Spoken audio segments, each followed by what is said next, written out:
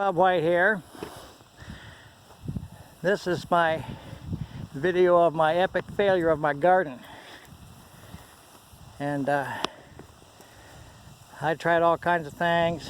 I rototilled the soil, which was probably a first mistake. But anyway, I rototilled it off, and I rototilled in all the leaf litter and all of the compost that I'd put in. And I put down this plastic. When the weeds started coming up, I put down this plastic, and it killed it off, and it looked pretty bare for a while. But then I noticed the stuff coming back when I'd rotated over. This was all cleared off, all cleared off, and it looked like this. It looked pretty dead. Okay, and I rotated over, and I had it all cleared off. Well, then I noticed all these hardy things are staying. These things, this is a type of foxgrass.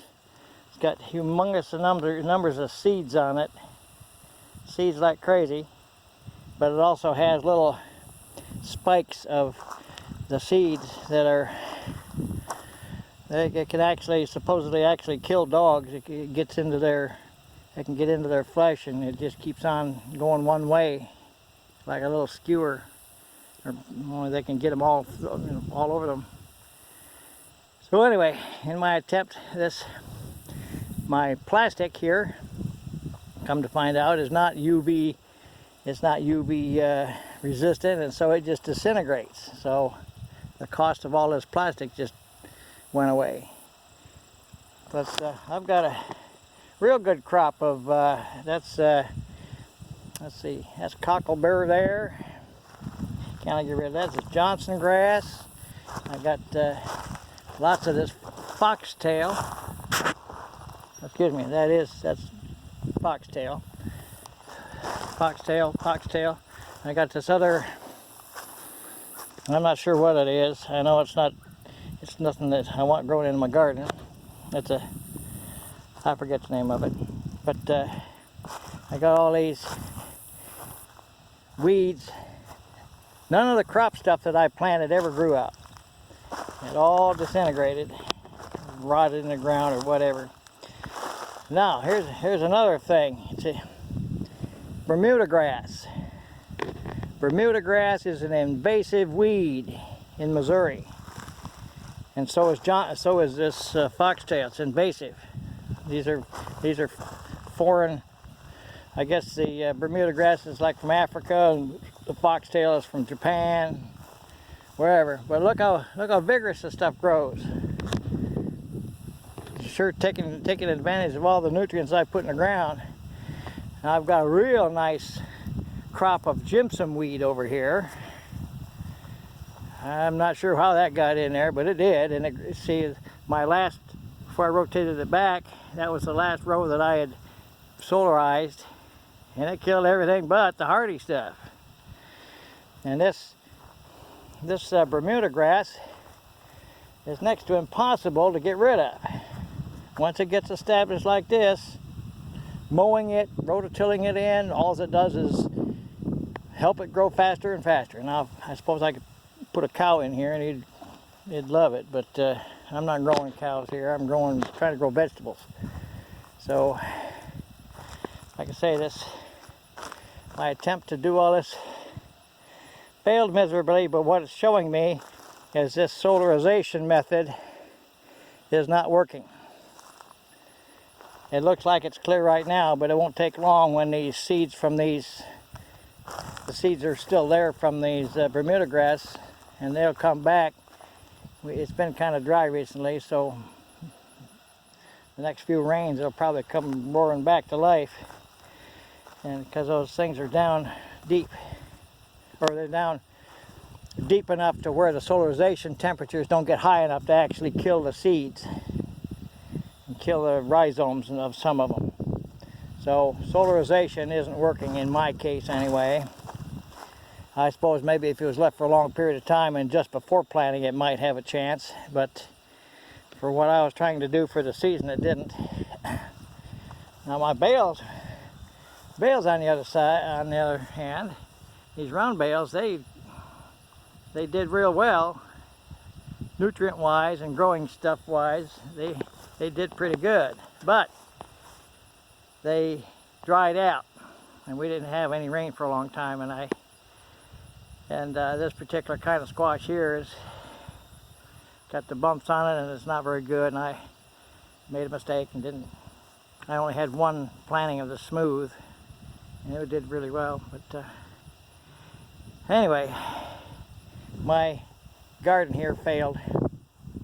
So all these planters that I put in, they got overwhelmed with the weeds right off the bat because the soil that I used to put in the planters, if I can find one here, it's all covered with weeds. They got so overwhelmed with weeds, nothing grew in them. I mean, the weeds grew in them just great. I planted tomatoes in them and they got overwhelmed.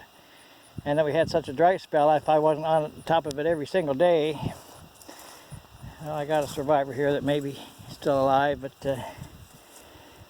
anyway, the weeds are, this is what happened. So solarization just doesn't work. I wouldn't make that as a blanket statement for everything, but it didn't work in my situation here because I'm trying to grow other stuff.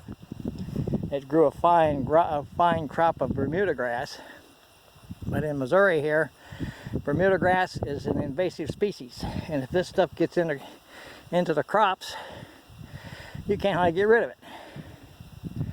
Now there is one system that will get rid of it, and that is steaming, soil steaming. And that's where you put these, they're like bladders, or I guess you call them air bladder or steam bladder. Anyway, it's like it's about this big. It's about 15 feet wide, and as long as they make them. And they pump them full of steam at 200 and whatever degrees. It's 7-pound steam, and they leave it on there for maybe an hour until the temperature down to about 6 inches gets to about 180 degrees, and that's deep enough to kill off most, if not all, of the weed seeds and bugs and fungus and everything else that's in the soil. So that's about the only thing that really works, and that's what I plan to do next. So this is my failure for this year, and my upper garden, same way. This giant ragweed we have here just gets so big and obnoxious, it just,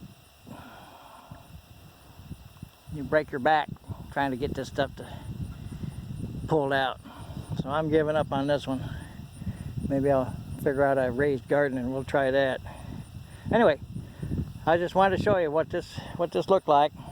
I gotta take up all this plastic now. This plastic, you say it's not UV treated or whatever, and so it's just as brittle as it can be. It just crumbles apart. Not UV whatever. It's not UV tolerant at all, or UV treated, and so it just falls apart. So the expense of that plastic is gone. Can't reuse it. So anyway, just wanted to let you know. Oh, the other thing is I have another video where I was going to try to transplant these apple shoots. Well, every single one of them with the virus and everything, they all failed.